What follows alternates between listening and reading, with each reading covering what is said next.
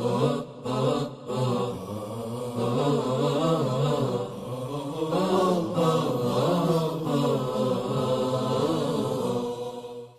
علیکم ورحمت الله وبرکاتو. محترمو د پیغام ټي وي کتونکو او اوریدونکو ورونو، یو ځل بیا ستاسو سره د یو ښکلي پروګرام یو سلسله چې د قبایلو عادات او رواجونه دي تاسو سره مخاطب یو. زموږ سره په ننني پروګرام کې دوه ډېر معروف علما او میلمانه موږ رابللي دي او راغلي دي. محترم مولانا قاري عبدالمجید صاحب چې د باجوړ ایجنسۍ د قبایلو یو ډېر معروف شخصیت دی او عالم دین دی او سپینګیری دی. مولانا فضل واحد صاحب شیخ الحدیث والقرآن چې په جامعه احیاء العلوم کې شیخ الحدیث دی او خپله ځان له مستقله مدرسه لري. هغه مو نن بیا موږ د پروګرام ته راغوښتلی دی. زه د پیغام ټي وي د طرف نه دواړو مشایخو ته هرکلی وایم. الله تعالی دې وکړي چې زموږ او ستاسې دا سلسله وار پروګرام د فایدې او د ګټې ذریعه جوړه شي. محترم مولانا عبدالمجید صاحب تاسو ته هرکلی وایو. د ټي وي پروګرام راتللو کې د پیغام ټي وي په دې میلمستوب کې او زموږ سره راتلو کې شرکت کولو کې تاسو هرکلی وایو. او لکه څنګه چې تاسو معلومه ده یو سلسله موږ شروع کړې ده د قبایلو عادات او رواجونه د اسلام په رڼا کې. په دې باندې مخکې ډېرو مشایخو خبرې کړي دي. که تاسې ما ته مختصر ته ورسره هغه عادات چې هغه مثبت عادات دي او هغه په دې قبایلو کې مشهور دي او د اسلام موافق دي، هغې باندې لږه رڼا واچوئ تاسې. بسم الله الرحمن الرحیم. شیخ نور احمدین صاحب او شیخ مولانا فضل واحد صاحب، زه ستاسو هم شکریه ادا کوم او د پیغام ټي وي د کارکوونکو انتهایی مشکور یم چې هغوی ډېره پیره باجوړ ته راغلله او د قبایلو چې کوم ښه عادتونه دي او ښه روایت دي هغه قوم ته د ټي وي د کیمرې او د سترګې په ذریعه باندې ښودل غواړي. نو په دې باندې زه ستاسو شکریه هم ادا کوم. او دا حقیقت هم دی چې قبایل سل په سله باندې پښتانه دي او په دې قبایلو کې او په دې باجوړ کې سل په سله باندې ټول مسلمانان اوسیږي. او په دې باندې زه د خدای پاک لاک لاک شکر ادا کوم چې 100% دا سنیان دي، سني مسلمانان دي. ماشاءالله دلته نورو مذاهبو مسلکونو والا فرقو والا نشته دی. او دلته په دې ټول باجوړ کې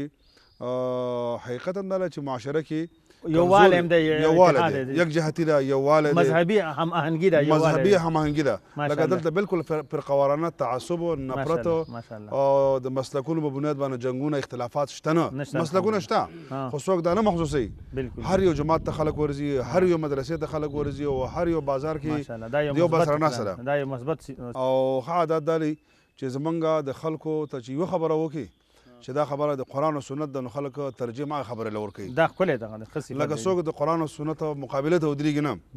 او یو سړی به ډېر زیات جهالت هم کوي او ډېره زیاته ناپوهتیا به هم کوي، کله نه کله مقابله هم کوي. خو چې کله علما یې خوا ته راشي، مشران او سپین روبې خوا ته راشي، یا زموږ به د باجوړ کې بستانهدار لکه د وطن او د علاقې چې کوم ملاخیل به یا د زګۍ ملاخیل به یا به د دې وطن نور سابقانو صاحب حق به ورته وه. نو پښتو کې ته موږ سابقان ویل چې هغوی به رال او په فتنه کې په دشمنۍ کې په لانجه کې به کېناستل. نو ټول قوم به مشوره وکړله چې یار دا سپین روبې راغلي دي، ستانهدار راغلي دي، علما کرام راغلي دي، د دې لحاظ کوو. بس دا لانجه دا یعنې معاشره کې د قبایلو په معاشره کې د دیندارو خلکو د علماو لوی مقام دی، ډېر لوی مقام حیثیت دی، ډېر لوی هغوی لحاظ کېږي. بالکل لحاظ کېږي. دا ځکه خو علامه اقبال یو شعر کې ویلو چې پښتونو ختمیانو د پښتونو د کلچر نه او د ثقافت نه علما وباسه. نو چې علما دې ته ویستل نو بس دا معاشره ختمه شوه په خپله باندې لا دینه. نو په دې معاشره کې یو ښکلی عادت دا دی چې دوی د علماو احترام او قدر کوي او د مشرانو او د دیندارو خلکو. لکه دلته علما څوک د ځان نه جدا نه محسوسوي، بلکې علما د خپل وجود حصه ګڼي او علماو ته عزت ورکوي، علماو ته اختیار ورکوي، علماو ته خپل واک ورکوي. او علما په جماعت کې هم د ځانه مخکې کوي او علما په مسلو کې او په جرګو کې هم د ځانه مخکې کوي. ماشاءالله ماشاءالله. ها مولانا فضل واحد صاحب، که تاسو راته دې باره کې مزید په دې موضوع باندې رڼا وغورځوئ او وضاحت وکړئ دغه ښکلي عادات او رواجونه کوم چې په پښتنو کې مشهور دي، خاص کر په قبایلو کې. بسم الله الرحمن الرحیم والصلاة والسلام علی رسول الله. اللهم صل. زه هم د خپل طرف نه د پیغام ټي وي ملګرو ته او خاص کر محترم شیخ احمد نور احمدین صاحب ته زړه د اخلاص نه دیو ته په دې پروګرام کې هرکلی هم شکر هم ادا کوو. زمونږ د قبایلو په رواجونو کې څنګه چې محترم مولانا عبدالمجید صاحب وویل، یو عادت دا دی چې زمونږ په ملک کې به پخوا پتنې کېدلې او داسې به وشو چې مړی به هم پکې وشو، اور به هم ولګېده، خو د علاقې سپین ږیري او بیا به خاص کر علما راجمع شول، راځي دلته کې ډزبندي کوو. نو موږ به څادر داسې وخوځولې، نو ټولو خلکو به زر زر ټوپکې بند کړل، ډز بیا نه کوو. صرف په دې څادر باندې به دا د صلح علامه وه. دا د دې چې بس علما څوک راغله بس ډز بند دی، ډز به بند شو. او داسې هم شوي دا چې مړي شوي دي، د چا نه 2 3 مړي هم شوي دي، خو لکه د علماو به دومره زیات قدر خلکو کاوه چې خلک به ورله بس د نواتې په شکل بیا سړی وروسته ایسته به خلکو مړي معاف کړله. او دغه چې شمدید واقعات هم شته زموږ. دا ننواتې لکه یو خاص اصطلاح ده، دا یو اصطلاح ده، دا ډېره زیاته اهمیت لري. اهمیت لري، لکه دا د معافۍ یو صورت به که نه، چې سړی به ظلم هم کلی، خو چې هغه سړی به هغه ظالم ننواتې چاله وروسته، هغه ټول ظلم به ودېسته معاف شو. قرآني حکم ده چې ولمن صبر وغفر ان ذلك من عزم الامور دی. نو معافي کول د اسلام تعلیمات دي خودني. بالکل. او دا هم و چې زموږ د علاقې چې کوم سپین ږیرو به دې معاهدې کړي، جرګې به وي که نه، څنګه چې حلف الفضول د نبي اسلام نه مخکې یو زمانه کې یو حلف شوی و، معاهده شوې وه، د ظالم نه بیا د مظلوم انتقام اخیستو، بدل بیا ترې اخیستو.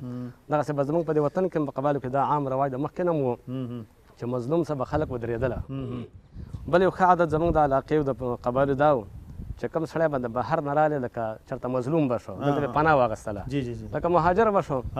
نو خلکو به وله لکه دومره قدر کو چې هغه به خپل ورور ګاڼه. بالکل. حتی دا چې زموږ وطن کې دا رواج هم قبایلو کې ښایسته رواج ده چې چا د کلي د کور په خوا کې به چا په چا باندې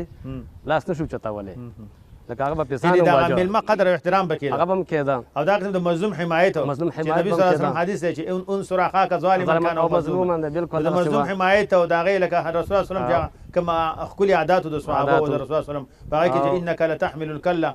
وتقرئ الضيف وتكسب المعدومه وتكسب المعدومه على نوائب الحق. دغسې وه. په هغې کې دا صورتونه هم شامل چې دا ښکلي عادات موجود دي اوسه پورې موجود دي. څنګه چې د نبي علیه السلام بدل مجاز میله کې روان او طارق بن عبدالله محاربي خیمې له ورغلې. بالکل. او هغې پې لکه ابولهب پې وارې کولې، بل خبردار دا زما خیمه د خپلې خیمې په خوا کې به چا وار نه برداشت کوم. داسې عادت ښکلي عادت اوس هم شته دلته، اوس هم دلته شته دی چې د چا په ورشو کې وي یا د چا په کلي کې بانډه کې وي. داسې هم شوي که چا چېرته مړی کړی پاس پې وجلی هم دی. زما په بانډه کې به چا د څه نه وي، زما په علاقه کې وي. ماشاءالله دا ښکلي دغه دي. ښه قاري صاحب محترمه، دغه سلسله کې موږ راځو، تاسو ته پته ده او ګرانو سامعینو تاسو ته موږ دا خبره ذهن کې راولو چې په هر یو علاقه او وطن کې مثبت او منفي رواجونه او عادات موجود دي. منګه مثبت عادتونه او مثبت عادات او مثبت رواج د پښتنو او د قبایلو تاسو بیان کړل، لیکن منګه اوس راځو هغه منفي عادات چې هغه د اسلام خلاف دي او هغه حقیقت کې د صحیح رواج هم خلاف دي، هغې طرف ته ستاسې توجه راګرځو. دا د دې دپاره چې د دې نه منګه ځان وساتو او دا عادتونه کېدای شي منکې د بل طرف نه راغلي یو نور قومونو یا نورو کلچرونو زموږ طرف ته راغلي، نو هغې نه موږ ځان خبرو دې لپاره چې د هغې نه موږ ځان وساتو. لکه څنګه چې مشهوره معقوله ده چې ما شر د دې لپاره نه دی زده کړی چې زه پرې عمل وکړم، لکه دې لپاره چې زه ترې ځان وساتم. نو موږ غواړو چې د خپلو مېلمنو سره په هغې باندې خبره وکړو. مولانا عبدالمجید صاحب که تاسو سره د دې باره کې داسې یو د قبایلو کومه منفي عادات او رواجونه چې بعضې موجود دي هغه تاسې بیان کړئ، یو دې دپاره چې دا ملګري د هغې نه ځان وساتي یا عام مسلمان د هغې نه ځان وساتي. دا څنګه چې موږ تذکره وکړله چې معاشره کې نیکیان هم او بدین هم، نو معروف هم موجود او د معروف سره په ضد کې منکر هم موجود دي. نو ښکاره خبره ده چې د معروف او د منکر په منځ کې دا مقابله ده. لکه دا یو حقیقت دی چې د مظلوم ملګرتیا په قبایلو کې شته، خو دا یو حقیقت دی چې هغه د پښتون کلچر او د پښتون ثقافت او د قبایلي روایاتو مطابق د یو سړي نه مړی وشو. نو مړی به یو کس کړی، نو دا مړي په سر کې به ټول خاندان بیا دشمن کو او بیا به فیصله په دې کېدله چې یاره ستا کوم مشر دی د بل نه بیرته مشر وژنم، هغې ته به کوشونده وه. نو ماله به کوشونده د سړی راکړې چې هغه ما ته خوښي، حالانکې هغه مشر به نه قتل کړی او نه به پکې شریک و نه به د خبر و. نو دا یو رواج و. دا هم پکې و چې یاره مړی به یو وشو او د یو مړي په سر کې به 10 کور او 12 کوره پاسېدل چې یاره تاسو به د کلي نه اوسئ، تاسو مړی کړی، ستاسو د لاس نه خطا شوې ده او بیا هغه کورونه به وران شو او کورونه به وران کړل او د هغې سره پټي به شړ شولو پستونه به بندو او بیا به هغه سړی په هغه کلي باندې بندو چې ته به د کلي ته نه راسې بلکې د هغې دپاره به حدود مقرر کړله چې په دې حدودو کې به ته ګرځې او د دې حدود نه دې خوا به نه راځې نو اوس الله تعالی ډېر لوی فضل وکړو چې یو شعور او یو پوهه یو علم راغلی او دویمه دا چې د سرکار او د حکومت یو دغه هم راغی قوت او طاقت هم راغی او د سرکار د رټ په بنیاد باندې اوس هغه په ظلمونو کې چې کومه انتها هغه کمه شوې ده البته اوس خلک به دې پوهېږي چې هغه کوم سړی قاتل نه قصاص اخیستل پکار دي یا چې کوم سړی ظالم دی دغه نه دا د قرآن حکم چې راغلی چې الحر بالحر دغه مقصد ځان سړی وژلی او ما غزا سړی به هماغه سړی به وژنې هغې په ځای بل نشي وژلی بالکل زما نه د سر سړی وژلی زه به د سر سړی وژنم بلکې هماغه سړی هماغه قاتل ته به سزا ملوي ځکه چې ولا تزرو وازرة وزر اخرى ولا دعوا نفس بالنفس څنګه چې راغلی نو دغه هم پکې یو خبره وه نو دا ټوله قبیله به بیا کې مجرمه وه نو په هغې باندې بیا وروسته علما هم دا وویل او خلکو هم راپاڅېدل او چې کوم جدید تعلیم یافته او چا علم کړی یا قدیم علم د چا سره و نو هغو دا ویل چې یاره کم از کم ټوله قبیله مجرمه نه ده ټول قوم مجرم نه دی بلکې یو سړی مجرم دی داسې هم وو چې یاره ودونه به او واده خو حقیقت هم دا دی چې په هغې کې ښکاروالی پکار دی ولیمه پکې پکار ده روډۍ پکې پکار ده اعلان پکې پکار دی نو د واده مطلب هم خوشحالي ده خو زما خوشحالي به دومره وه چې هغې به دومره ډزې وشولې دومره ډزې چې بالکل خلکو به ویل چې اور یې وکړو دا به یو قسم فخر محسوس دا فخر و برناخه به ډزې کولې ډزې به وکړل نو په اډه کې بیا نقصان دا کېدو چې هغه مردکې او هغه کاټوس خو به خامخا په یو ځای کې راغورځېدو اسراف نه علاوه پکې دا یو بل نقصان و د اسراف نه علاوه دا نقصان پکې و چې روغ سړی به په کور کې ولګېدو مال به ولګېدو جانور او ډنګر به ولګېدو ماشومان به زخمیان شو بله کې به دا و چې د ډزې خلک به پکې جدا و چې چا به ډزې وکړلې نو هغو له به پینډ هم ځان له ورکوله هغو له به ځان له ځای هم جوړ کړل ځان له دیره به وه خو دا ډزې لکان دي که نه غوښه هم ډېره ورکوله خو برحال د هغې سره یو ډېر لوی مشکل دا و چې یاره بعد وخت به یو سړی غلط سړی به و نو هغه به د دې ډزو په اړ کې خپل دښمن وشتو دا وایي چې ما پخپله یو ځل لیدلی دی سړی و د هغې صرف یو زوی یو او داسې ډزې کولې او دا کلشنکوف او هغه ته ګډوډ شو هغه یو ماشوم ولګېده دا سړي هغه یو زوی او هغه یو زوی ولګېد او ځای په ځای مړ شو دا درسته دا واده بېرته په غم باندې بدل شو نو دا نقصانات وو بل دا چې اسلام موږ ته دا وینا کړې ده چې یاره مړی وشي نو په مړي باندې خفګان هم پکار دی غم او درد هم پکې پکار دی او اسلام دا اجازت هم ورکړی دی چې یاره یو سړی مړ شو په هغه باندې کو سړی خیرات کوي او یا سړی پسې جومات جوړوي او یا پسې یو سړی صدقه جاریه یا دغه په نوم جوړ وباسي دغه په نوم باندې پل جوړوي لاره جوړوي دا ښه خبره ده خو زموږ په دې وطن کې دا و چې یاره سړی به مړ شو نو د مرګ نه وروسته به بیا د تجهیز او تدفین نه وروسته یو ډېر لوی غم دا و چې یاره چا د غړ غویي وګورئ میخه وګورئ په هغه ورځ باندې اوس خیراتو کې میلمانه را روان دي نو دغه مړو د ورثو نه به بیا هغه مړی یېرو بلکې په دې کې به و چې یاره اوس کټوۍ را جمع کوي دیګونه را جمع کوي پتیلې را جمع کوي په یاد کې ویل زما سپین ږیری پلار نیکه ویل هغه وفات شو او ویل هغه ډېر زیات بوډا سړی ویلې ویل زموږ په کور کې هېڅ به یوه لنګه میخه وه نو ویل خلک راغله هغه لنګه میخه رانه راکړه هغې قسم وخوړ چې زه په هغه نیکه دومره نه وم خبر چې په لنګه میخه څومره خفه وم یوه لنګه هغه رانه ختمه شوه دغه شي تاسو راځو ښاري صاحب که تاسو دې باره کې یو مثال دو بیان کوئ چې دا منفي کوم رواجونه عادتونه دلته کېږي دا بسم الله الرحمن الرحیم یو عادت زموږ په قبایلو کې دا و چې کله به دوه قومونه خپل منځ کې ډزې وشول فتنه او مړي به وشو بیا به د هغې جوړه کېدله نو د هغې جوړې غټ شی به دا و چې هغه به دې کې سوره ورکوله او دا د اسلام سره منافي دغه بغیر چې د هغې سوچ ټیک و چې د دواړو قومونو منځ کې د رښتې نه بغیر جوړ نه راځي لکه دې سره نور مینه محبت سره واشي لکه بنیادي مقصد یې صحیح خو دا طریقه غلطه وه ځکه څنګه چې عمرو بن العاص رضی الله عنه په زمانه کې به دریایي مصر کې به صحیح ده ثابته ده که نه ده قصه ده که نه حضرت عمر صاحب چې اسلام خو مخکني شی نه ختموي نو هغه شی ختم شو خط در وغورځېده نو دغه رنګ دا یو رواج زموږ د علاقې و خو دا ښه رواج په دې نه ده چې کله به سره دا تاسو کوم باندې پرون هم بحث کړی و لکه څنګه چې تاسو ویلې د دې بنیادي مقصد صحیح و چې دوه خاندانونو جوړ راشي لیکن هغې نه بیا داسې غلطه پیدا واخیستله شوله چې هغه اوس یو ضرب المثل دی یوه ښځه چې کور کې ډېر وهاله کېږي که نه نو هلکه وایي دا خو څه په بدو کې دل نه ورکړي نو دا بیا داسې و چې کومه جنۍ بدو کې ورکړه یو خو به یې عمر ته نه کتل هغه ښځې ته به نه کتل بلکې د ښځې حقوق به پامال کېدل هغې ته په چا ښځه نه ویله بلکل یو خو به ښځه وړه عمر کې به ورکړله بیا یاره دا ورکړه په جوړه کې یا به داسې و چې ځان به یې خلاص کېسته نو هغه په کور کې په هغې باندې بله ښځه هم کېدله هغه ښځه په خپله هم دغه کېدله داسې به وهال کېدله ځکه چې نوم به دا مشهور چې په بدو کې میلاو شوې ده دا به غلطې وه خو دې میز کې زه تپوس کوم مولانا صاحب د قبایلو کې چې عام طور سره پښتنو کې دا د بدل رواج دې متعلق څه خیال دی نو دا بدل مشهور دی دا د شغار په حدیث کې شغار حرام دی حدیث می ماشاءالله چې دې کې وضاحت وکړي شغار چې کوم دی نو دا حرام دی چې سړی ښځه د ښځې مهر وګرځوي البته چې د ښځې خپل مهر یې در چا خپل مهر مقرر کړی لکه خاوند د ښځې لپاره مهر مقرر کړي نو بیا دا بدل ناجایز نه دی خو زموږ به همدغه طریقه وه چې لکه بدل به بلې طریقه باندې کړی نوم به ولې د مهر مقرر کړو نور به خپل مخکې اتفاق وکړو و خبره به خپل کور کې ختمه کړله چې دا لور به درکوم او لور به راکړې نو بیا به وروسته هغه ظاهري دغه ولا جوړ کړي چې مهر مقرر کړي ولا نو دا غیر شرعي کار دی هغه مهر به دې نه مقرر لکه ولته خپل زه به خپل له وکم وا دسه به لکه لور له مهر له خپلار ورکاو البته یو صورت دې کې بل دی هغه دا دی چې بل فر یو کور یو جنې بل کور لور کی او هغه خپل کې امینه محبت خډيري او چې تاره رشتہ کړی دا او دا ډیره خوګه ده زم سره کوم هغه بل صورت دی جی هغه شغار هغه شعر نه دی لیکن دا کوم چې نن سبا مشهور دی او بلکې زمونږ بره یو علاقه و د جندول بر سره هغه کې تقریبا ما ته ویل چې 80% ودونه دا ټول په دغه شعار کې شوي دي اته کې مولانا محترم دا یو خبره ده چې څنګه د بدل اته کې دا و چې دا یو روایت وو لکه ماشومه به د خلکو به یو بل سره تعلق او خپلوي به وه یا یو سړي به دا غوښتل چې د خپلوي زموږ ختمه نه شي نو ماشومه به وشوله او موږ ورته ورونه وو په ورونه کې به دننه ما څه خپلوي وکړه وبې نیوله زه ما نیولې ده خو چې دا بله ورسره بله بدل کې ورکړي دا ما ونیوله دا هغې به داسې وشو چې بعد وخت به داسې وشوله چې جنۍ به پیغله شوله نو خاوند به یې لیونی و بالکل یا به ورو جنۍ معذوره شوله یا به ناجوړه شوله انسان دی دې حاله نو ماشومه به له خپل عمر ته مه ورسېدلې او بیا به ما نیولې ده یا به داسې وشو چې هلکه تا خو نیولې ده وایي تا ما غږ کړی و داسې به وشو لکه نکاح به نه و تړلی نه داسې به ویل لکه دا ماشومه ما نیولې ده نو پلار به ویل چې لکه تا خو تا نیولې ده ما خو ته نه دي ویل چې ما درکړې ده ولي زه یم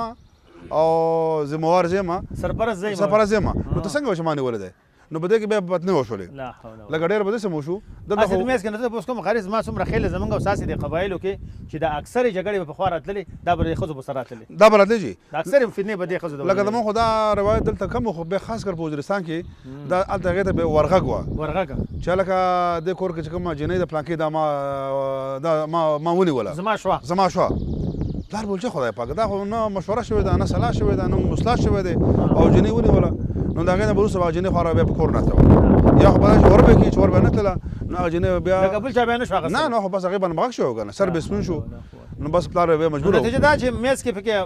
غریب مصیبت به هغه جنۍ ته ورسېده مصیبت چې هغې ځواني به ختمه شوله د هغې زندګي به ختمه شوله او دا ټول به تباه شولو دا به تباه شو دا رواجي مزما څومره خیلی اوس هم چلېږي نو بعض ځایونو کې وشته اګر چې ډېر زیات کم شوي دي لکه دا روایت ډېر کم شوي دي نبي صلی الله علیه وسلم حدیث دی چې احذرکم فی حق الضعیفین المرأة والیتیم د دوو کسانو د کمزور خلکو باره کې د الله نه یېرومه چې هغې احتیاط کوئ چې هغې د ګناه نه به ځان ساتئ یو یتیم او یو ښځه ځکه چې د الله نه ما سبب بل څوک تپوس نشته دی ښځې تاسو له راځمه دې سلسله کې قاري صاحب تاسې کړه د بلک وضاحت وکړئ د کوم زموږ په دې حالاتو کې یو غټ یو نامناسب رواج دی غیر شرعي دی هغه دا چې یتیم له یا ښځې له حق نه ورکول دې باره کې وضاحت وکړئ تاسې اته کې دا وجه چې ما څنګه تذکره وکړله لکه زموږ علما کرامو یو ډېر لوی محنت وکړو جی دا هم په دې قبایلو کې به د ټول پښتون کې یو کلچر و چې ښځه د بدل خبره خو لا ډېره خلکو به اسانه ګڼله چې بدل ښځه کې بدل میلاو شو بلکې ښځه به خرڅېدله او په دې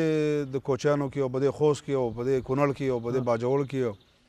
په دې علاقو کې باقاعده د ښځې ریټ مقررېدو 1,50,000 لکه بالکل هغه د حر انسان او د آزاد انسان خرڅېدلو نو د هغې نه خو هم اسلام کې منع وه خو خلکو دا ویل چې به معلور دی زه خرڅومه نو هغه به نوم به ولې د مهر کېښودو اگر به بعد وخت به ته مهر هم نه وه بس دومره پیسې دي هغه پیسو باندې بیا هغه پلار او یا هغه وارث پټۍ ګاڼه اخیستو ځان به خپل کار روزګار کو دکان به ځان روان کو د بلې موضوع کې راشو چې بیا به کله ښځه په کور کې به یو سړی مړ شو بالکل جی نو د هغې هغه لوڼه هغه به ټول په میراث کې هغې ته پاتې شو عادت داسې به چې سړی به جي مړ شو نو چې ښه وارث به و نو به ورله کفالت هم کو هغه به له پرورش هم کوو هغه به له تعلیم او تربیت بندوبست هم کوو خو بعضې به پکې داسې جاهلان هم وو هغه به بس ما ته کونډه پاتې شوې ده په چیز په کومه نو که زوی ته نکاح کوم او که ځان له نو کونډه به یې داسې وکړله چې کله به یې ځان ته په نکاح کړله خو به لا ډېره غوره به وه کونډه به دې ته خوشحالېدلم چې بس د کور ښځه بس ما یې دلته کور کې څوک والي او اکثر به یې خرڅه کړه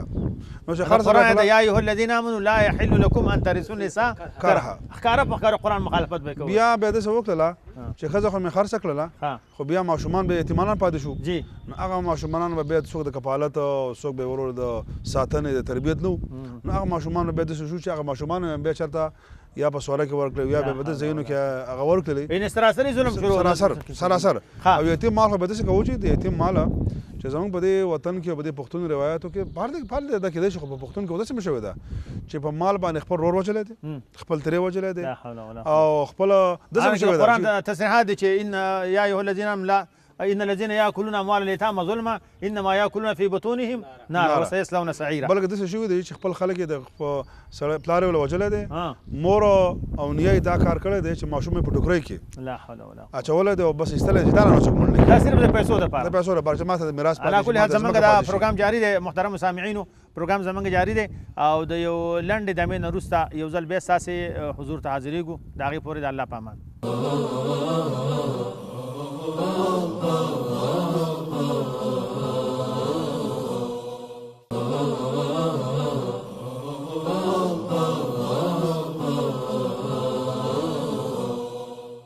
ستاسې حضور ته د لنډې دمې نه وروسته بیا موږ حاضر شولو او زموږ لکه څنګه چې تاسو ته پته ده کومه سلسله شروع ده د قبایلو عادات او رواجونه د اسلام په رڼا کې د محترمو مشایخو سره زموږ او ستاسې په دې سلسله کې خبرې جاري دي مولانا فضل واحد صاحب که دا راته ووایي دا کوم یو مثال په دې پښتنو کې مشهور دی په دې باندې مخکې بله حلقه کې بحث شوی هغه متلونه چې هغه په پښتنو کې ښکلي ښکلي متلونه دي او هغه د اسلام سره موافق دي بعضې مخالف دي یو مثال په دې پښتنو کې مشهور دی او په دې قبایلو کې هم دی وایي عادت بلا په بسم الله باندې نه وړي د دې باره کې تاسو څه وایي دا مثال دا مشهور مقصد دا دی چې کومه بلا د عادت شوې نو که هغې ته ډېرې بسم اللهګانې مې کوي هغه د خوځېدو نه وي عادت بلا بسم الله باندې نه وړي د دې څه حقیقت دی او دې باره کې وضاحت وکړئ تاسې لږ نو یو دا مثال مشهور دی نه د دې مثال باره کې څه وایي چې دا شرعي دی که غیر شرعي دی نو دا غیر شرعي دا دی په دې لحاظ غیر شرعي دی په دې لحاظ چې د الله تعالی په نوم خو ډېر څه بدلېږي ډېر څه بدلېږي د الله نوم څوک یاد کړي د الله قدرت دی د الله تعالی اختیار لکه اوس ته وویه که نه حدیث کې راغلي ته د ورونه وځې او دا دوا وویه چې بسم الله توکلت علی الله لا حول ولا قوة الا بالله اسمان تر ورته آواز وشي چې هدیت کوفیت وقیت وتنحى منه شیطان یعنې ستا حفاظت وشي ستا رهنمایي وشي او ستا ذمواري وشي او هغې ته شیطان په ډډه شي په دې باندې زما وس نه رسېږي نو رسول الله وسلم دا وایي خو پښتانه وایي چې نه کومه بلا عادت شوي که نه هغه په بسم الله باندې نه وړي نو دا داسې مثالونه دي چې متلونه دي خدای چې دا غیر شرعي که تاسو مدن کې بل یې داسې دا یو بل مثال متل چې خلک وایي چې د غریب ملا په خلصو جل جلاله نه وایي او دا صحیح ده جی بالکل صحیح ده وایي د غریب ملا په اذان باندې څوک جل جلاله نه وایي اول خو د اذان باره کې دا خبره ده چې د اذان سره زمونږ د میز کې دا دغه کو ده زمونږ د پښتنو کې یو رواج بل دی تا ته په خپله الحمدلله شیخ الحدیث تم یو دا معلوم دی رسول الله وسلم حدیث دا دی چې اذا سمعتم المؤذن فقولوا مثل ما یقول پښتنو کې دا عادت چې کله اذان کېږي که نو آواز وشي هلکه اذان کېږي چپ شئ نو څه نه وو جواب نه ورکړو چپ غلي ناست وي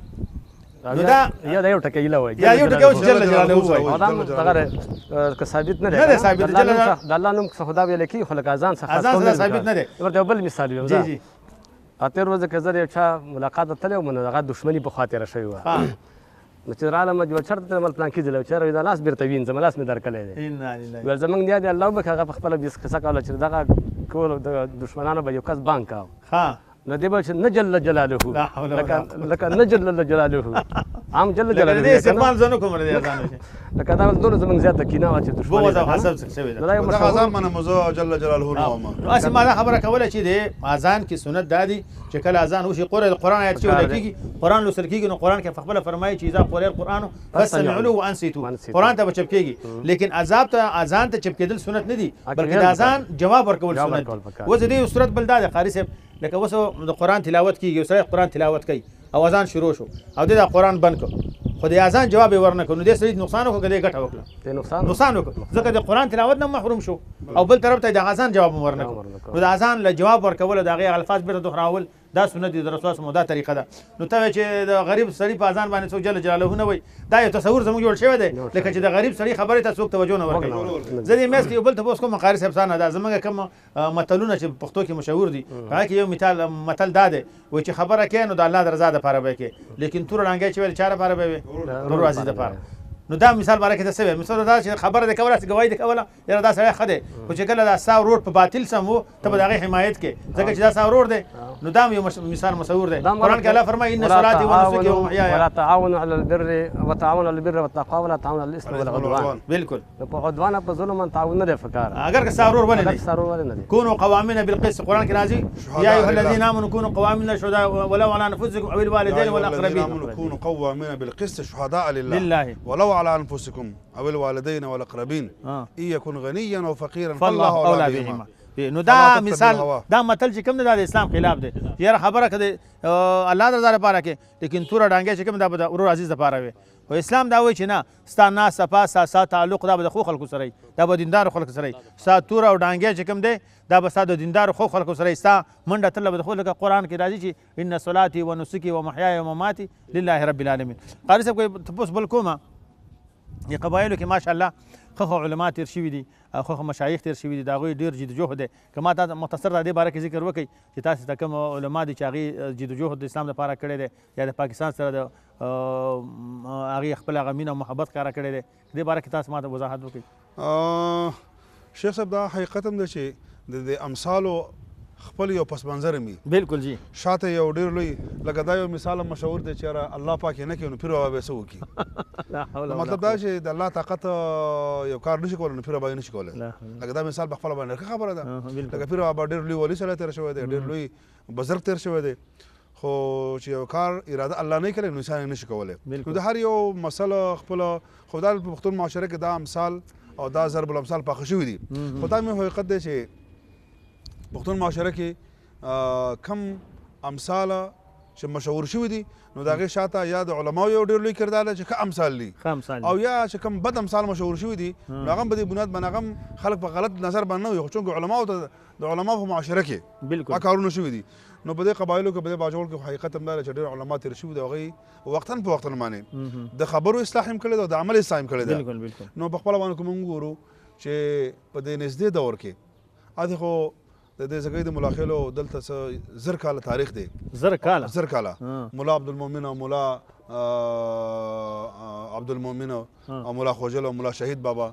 او یو ډېر لوی سلسله وه او د هغو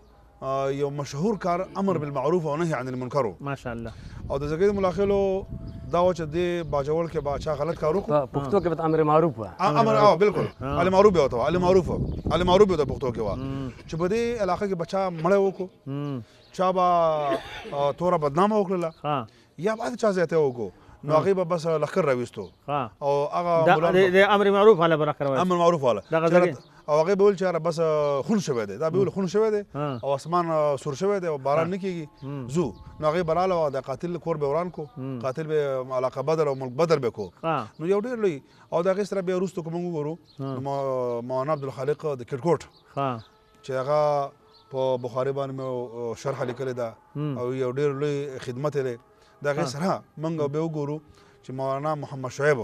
چې هغه په دې کافیه باندې یو ډېر لوی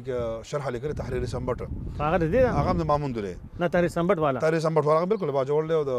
تحریر سنبټ باندې خادمیه لیکلې ده او خادمیه لیکلې ده چې بالکل خادمیه لیکلې ده دغه رنګې لکه نه وکړي قابل عالم نه وکړي په ډبر کې د ډبر سابق صاحب والي صاحب او چې هغه فصل ارزو پشد کې امام مو ډېر لوی خدمات مو دا په دې نوي کلي کې مولانا مسیح الله صاحب ډېر لوی خدمت یو ماشاءالله دلته مدرسه وه جامعه وه او دغه رنګې ډېر طلبا به ورسره وو او دلته په دې الینګار فقیر و دغه یو ډېر لوی لنګر هم و یو ډېر لوی مدرسه هم وه په دې خانانو کې د کوټکي خان دلاور خان ډېر لوی مدرسه هم وه چلوله به هم په هغې مدرسین وو نو هغه د دې زیږي خانان یا عالمان د ټولو د دین سمینه وه ډېر سرپرستي کړې ده لکه دا حقیقت هم دی چې دې خانانو د خپل وخت مطابق د علماو سرپرستي هم کړې ده ماشاءالله هغوی ته به سابقان ویل نو هغوی قاضیان وصل کړي بنیادي طور باندې او هغوی به ټولې فیصلې هم د فقه مطابق کولې ماشاءالله د فقه مطابق به هغوی فیصلې کولې هغوی به چې مسله راغله نو خان نواب ورته چې بس پلانکي قاضي ته لاړ شي زما د کلي قاضي دی بل د قاضي دی هغه قاضیان مقرر دي لپاره وو چې د علاقې مسایل د قرآن او سنت په رڼا کې اوس حل کړي نو دلته د علماو یو ډېر لوی تاریخي پس منظر ده انشاءالله که چېرته مقابله وه پکې به باقاعده موږ په نومونو باندې یاد کوو مولانا فضلوي صاحب هم ناست دی هغوی پېژنې صحیح دی باچا شیخ صاحب چې د سلارزو د بټمالۍ دغه ډېر لوی علمي خدمات دي الله دې وبخښي ډېر شاګردان لري مولانا خورشید احمد او مولانا محمد شریف صاحب او دغه رنګ مولانا جان زمین مجاهد صاحب او مولانا طاهر شاه صاحب دغه نه موږ رالو ډېر علماء کرام مولانا عبدالجبار صاحب د اشاعت یو ډېر لوی عالم دی او تقریبا دا 16 کاله یا 35 سال هغه درس وکړو او بالکل قرآن حدیث بیان کړی دی قرآن حدیث بیان ډېر جهود دي ډېر جهود دي یا دلته مولانا شیخ جمیل الرحمن په دې صدق آباد کې دغه ډېر لوی جامعه اوس هم موجوده جامعه ثانویه په نوم باندې نو شته دلته د علماو ډېر لوی خدمات مغفرت نصیب کړي ټول لکه ها مولانا صاحب د علماو ذکر کیږي او د سابقانو ذکر هم کیږي د باجوړ کې د ارنګ زګي کې یو زیارت د غازی پیغمبر ورته وایي که د غازی پیغمبر باره کې معلومات لري د څه حقیقت د څه صورت حال دی هم ته معلومات پوره تفصیل نه لرم چې دا به څنګه تاریخ به څنګه یو شی دی اگر دا یو خبره ده چې زیارت دی لیکن څوک نه ورځي نه څوک توافق نه کوي د خلکو زیات محبت دونه حتی کله ورسې چې هغه بیا غلو وشوله هغه محبت دونه چې بیا شرک ته ورسېد انتها پسندۍ ته ورسېده لکه د عالم هغه قبر دونه چې بیا خلکو د دې قسم الهه جوړ کړی دی دا افراط تفرید شوی دی خو د علماو ډېر زیات قدر او احترام اوس هم شته دی موږ په دې وطن کې اوس هم لکه کله چې مسلې راشي نو خلک عالم ته کښېنوي و شریعت ته څه وکړه بالکل او چې څوک نه کښېني خلکو ته بیا لکه د غیر مسلم په نظر ګوزار شریعت نه کوي حق نه کوي حق نه کوي حق نه کوي بالکل علماو دغه د دې وطن کې دا قانون دی عام چې کله چې خلک روان نه عالم خلک مخکې نه ځي څنګه راته قدم باندې دی الله ورسوله بالکل بالکل دې باندې عمل کړي دا رسول مکه مدینه دا رسول حدیث ان من اجلاء الله تعالى اكرام ذي شيبه المسلم وحامل القران او دا عالم د پیغمبر په مثلا نهسته بالکل بالکل دا غوند نظر مو ته کې کرام کې جرګم د دین علماء نه بغیر نه کیږي ناظم د علماء نه غیر اصلا دلته یو بل خپل دغه دام دی چې دا خلک یو خپل رواج دوی کې دا شي دا مشر احترام او قدر کوي ډیر قدر کته ګوره د صبر دغه چې ورکنه کم دا نوې دغه چې دا نوې نسل هغه کې احترام ختم شوی دی او قبایل په بنیادی او خوري واجونه کې دا چې د مشر مخکې به خبره نه کوي غلې بناسي د رسول الله صلی الله علیه وسلم مخکې کنه کشری خبره کول نو کبیر الکبیر اما شریش کم دی هغه ته نمبر ورکړي خبري وکي نو دا په خوانه خپل رواجو چې د مشر مخکې به غلې ناسي احترام بکې دغه بکې دا او دا خپل رواج او دا ځله ځوان شمره قبایل کې ډیره زیاته و دا چې د دې په تناظر کې د مشر قدر چورو شو دی مطلب دا چې خاندان کمزور کېږي د معاشره کې لکه دلته خاندان مضبوط دی د خاندان د پلار د مور د نیکه د ماما یو اثر دی اصل کې دا جدید نظام تعلیم مونږ کې بې حیايي پیدا کړله مونږ کې بې قدري پیدا کړله نو بېشکه چې جرأت هم پکار دی د ما فی ضمیر اظهار هم پکار دی او خپله خبره هم په نړۍ باندې پکار ده خو د هغې سره دا چې بیا خانداني پس منظر ډېر کمزوره شي لکه پلار یو خبره وکړي نو به د ټول خاندان خبره وه چې هرکه دا خبره ما وکړله او دا منل پکار دي د چا سره به لوز وکړو چا سره معاهده وکړه د چا سره به خبره وکړله د چا سره به د قرض خبره وکړه د احسان او د نیکۍ نو به خلک ویل چې زما پلار دا خبره کړې به تاسو اوس کومه نه دا پکار هم دا پکار ده البته یو مشر نه د پلار مخالفت یا د مشر مخالفت د اخلاقي اقدارو په تناظر کې دننه چې ما پلار د نظر دا دی ما نظر دا دی او هغه دا د اسلامي روایتو مطابق دا نظر خبره غلطه ده یا د معاهده غلطه ده یا دا ناسته غلطه ده نو ګوزه په اخلاقي چوکاټ کې دننه د پلار د خبرې مخالفت وکړو نو هغه جایز ده خو بالفرض پلار یو خبره کړي او سره به هر ټیم مرادانګي او پلار تم سره وي ته نه پوهېږي یا مشر ته سره وي ته نه پوهېږي نو د هغې څخه بیا خانداني هغه نظام نور کمزوری شي نه ګوره د رسول الله صلی معاشرت ته مثال پیدا کېږي چې کله د کشر نه مشر جوړ شي هغه د اخري زمانې علاماتو کې رسول الله صلی الله علیه وسلم دا فرمایي چې انت لیدل امة ربتها هغه صورت جوړ شي نو هغه بیا خلاف سنتي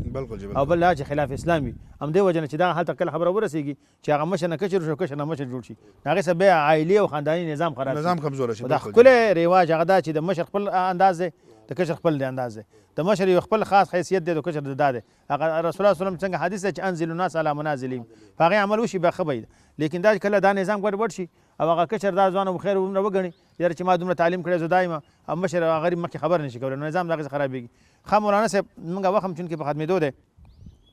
که تاسې مزید په دې باره کې نو یو زمونږ د قبایلو دا یو ښه رواج دی د مخکې نه چې دلته کې پرده ډېره زیاته ده زمونږ د خلکو زنانه دا په حجاب کې ګرځي په بازار کې زموږ زنانه چېرته نه ګرځي په نظر نه راځي بالکل خو چېرته غم خادو ته هم ځینې ډېر په درانه بولقی به ځان کلي بل زموږ د خلکو دا یو ښه رواج دی چې په کوم ځای زنانه دي خلک هغه طرف ته نه ورځي نه ورځي لاره مو ته بلکې ما دې پر اورېدلي دي چې بعضې بوډاګان چې کله داسې زنانه وي که نه نو بوډا دې مخ واړی داسې مخ وایي دا تورسري دي تورسري دي نو د ښځو هم خلک ډېر زیات احترام ساتي او ښځې هم ښه پرده کوي او د یو بل سره غم خادیانو کې هم ښه شرکتونه کوي یو ښایسته ماحول په دې لحاظ ده چې هغه څنګه چې د عربو رواجو د زنانهو د نارینهو چې بېل بېل ځایونه به یو مخلوط به نه ګرځېدل لکه کله چې کله د واده پروګرام وي نو زنانه ځان لري د هغې خپل پروګرام وي او د نارینه جدا په مړه کې هم ځان لري په او خاده داسې کې نه هم چې ځان لري ګډوډ نظام په واده کې هم ځان او لري اختلاط وي بازار کې هم جدا بازار کې دغه کې ګډوډ کېږي نو لکه هغه پرده او حیا او ناموس د هغې خاص خیال ساتل کېږي یو بل رواج غلط زموږ وطن کې دا دی کله چې مړی وشي که نه نو هغه مړي لکه له 3 ورځو نه اخوا خو بیا بغیر د زنانه نه نور د هغې بیا هغه د مړي هغه حالات ختمول غواړي غم ختمول غواړي زموږ ماتم چې دی ختم نه وي چې کله اختر راشي نو خلک په دې اخترو کې دا زنانه ځلې نکریز نه لګوي وایي دا پلانکۍ مړه ده او چې دې نه به دا خفه کېږي به او دا ښه نه ده حالانکې په شریعت کې خو زنانه نه بغیر بل چېرې پردرو نه زیات اخوا غم نه دی پکار حالانکې دا پردۍ زنانه وي دا ګاونډ کې مې د خپلوان د غم دا دی چې خپله زنانه به 4 میاشتې 10 ورځې تېروي نور عام زنانه به 3 ورځې نه اخوا نه کوي بالکل دا جبونه د ښکلې خبر ته اشاره وکړله په دې ځای کې لکه د شریعت حکم دا دی اوس یو 2 میاشتې تېرې شوي 3 میاشتې مخکې څوک مړي او بیا د اختر ورځ راشي نو هغه باقاعده د تعزیت یو مجلس جوړ کړي تعزیت نه کوي بس راځي تعزیت نه کوي راځي وایي مړي ته دوا هلکه وایي دې نږدې وخت کې دا مړی شوی دی کور ته ورځي اوس ګورئ د رسول الله صلی حدیث اساس معلوم دی چې دا د اختر ورځ دا د خوشحالۍ ورځې دي نبي صلی الله علیه وسلم کې 2 ماشومانو جنکو لوبې کولې نو رسول الله صلی الله علیه وسلم عمر ته ویل چې پرېږده وه دا د خوشحالۍ ورځ ده اوس دا د اختر ورځ د خوشحالۍ ورځې دي خو زموږ غلط رواج دا دی چې دا د خوشحالۍ ورځ موږ بیرته په خفګان باندې بدل کړو بس هغه داسې چې راشي نو بس خلک خاموش ناستي او بس لکه د کور کې مړی شوی دی غم شوی دی بس خلک خو جامې خو بدل کړي خو ډېر پریشانه ناستي بلکې چې په کور کې هېڅوک هم بیا نکریزې نه لګوي نکریزې لګوي او خلک ډېر خفه وي چې بس زموږ نه د کور نه روغ بنادم تاسو خوشحاله وو د کور نه روغ بنادم رک دی روغ بنادم رک شوی دی عمر دان هو زمانه کې د غالبا د عمر دان هو لور وه او هغه راولګېدله هغې غالبا د پلار وفات شوی که ورور وفات شوی نو په 3 ورځ باندې هغه بوډۍ وه په راولګېدله څو نکریزې غونته یا چې سور غونته دغه هغې علاجت نه نشته خو دې وجه نه کوم چې پیغمبر علیه السلام ویلي چې دا د 3 ورځو نه خوا دا جایز نه دی دا نو ګورئ هغه بیبیانې دومره په اسلام باندې هغې دغه کوو موږ دا عادت مشهور شوی دی دا اوس موږ د هغه مینه او محبت کې دې حته ورسېږو چې هغې کې غلو وکړو چې یاره دې مړي سره زموږ دومره مینه ده چې د هغې سره موږ دغه نه کوو په هر حال زموږ وخت په ختمېدو دی که تاسو اخرنی کوم پیغام د وړاندې کول غواړئ خپلو د پیغام ټي وي مشاهدینو ته نو زه خو ټولو سامعینو ته او ناظرینو ته مبارکباد هم پیش کوم او حقیقت هم دا ده چې دا معاشره د انسانانو معاشره ده او معاشره کې اقدار هم وي اطوار هم وي طریقې هم وي رواجونه هم وي څه پکې ښه وي څه پکې بد وي دا زمونږ د اهل علمو ذمواري ده چې کوم اقدار هغه د قرآن او سنت خلاف دي نو د هغې نه په سختۍ باندې خلک منع کول پکار دي د کوم عرف اجازت چې اسلام ورکړی دی نو دا ښه خبره ده مثلا دا زمونږ رواج دی چې مړی وشي د کلي خلک ټول راځي او په شریک باندې قبر وباسي بالکل نو د اسلام څه منع خو نه ده کلی بلکې اسلام دې ترغیب ورکوي او یا چې تعاون علی البر والتقوا کې دا شامل دی باقاعده بله چې مړی وشي نو په مړي کې خلک ټول راغون شي او مړي والا خبره هم نه کلي والا ډوډۍ کلي بالکل چې لکه دې کې مېلمنو ته موږ ودرېږو حدیث عملو یصنعوا لآل جعفر طعاما په هغې عمل کوي ټول کلي والا راغون شي یا دغه رنګې یو سړی غریب دی هلکه دا سړی غریب دی زموږ د کلي کې اوسېږي دله چانده کوو نو کوم عرف چې جایز دی نو هغه اسلام د هغې نه منع نه ده کلی تاسو ډېره مهرباني جي تا ډېره شکریه جي مولانا تاسو کوم پیغام ورکوئ ورونو ته پیغام مشاهدینو او لیدونکو ته زما دا پیغام دی د ملګرو ته چې دا کم پروګرام دی اوس نن کله دا شاندا پروګرام دی جاري وساتي انشاءالله ډېر پاک دا ټول عام خلک د دې دغه نه پیدو نه مستفید شي او زه په آخر کې د ټولو ملګرو خاص ستاسو شکریه ادا کوم تاسو دا ډېر مهم کار شروع کړل تعالی تاسو د مزید در چلولو توفیق در نصیب مهرباني ښه محترمو مشاهدینو او لیدونکو ورونو زمونږ د حلقه په دې باندې ختمیږي انشاءالله زمونږ دا سلسله به جوړوي به همداسې جاري او بیا هم تاسو سره نور علما راولو هغې سره به کینو مختلف قسمه په دغه قبایلو ښکلي عادات او رواجونو باندې بیا هم خبرې کوو بیا ستاسو نه د هغې وخته پورې اجازت غواړو د الله په امان. والسلام علیکم ورحمت الله وبرکاتو.